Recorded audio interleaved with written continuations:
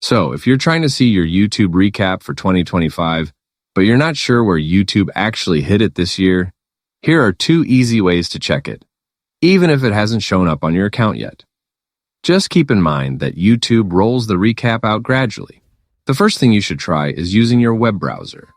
On your phone, laptop, or tablet, type youtube.com/recap in the address bar. If the recap is already active for your account, the page will load instantly and show everything you watched this year, your top creators, top videos, playlists, and more. This is usually the fastest way to check.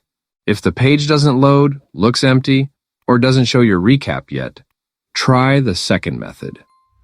Open the YouTube app on your phone and tap the U tab in the bottom right corner.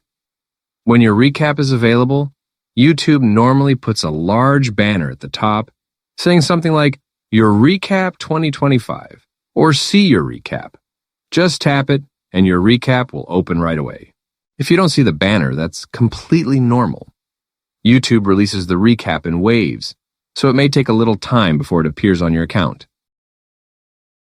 And if none of this works, here's one more thing to try. Turn on a VPN, close both your Chrome browser and the YouTube app completely. Reopen them, and try again on both.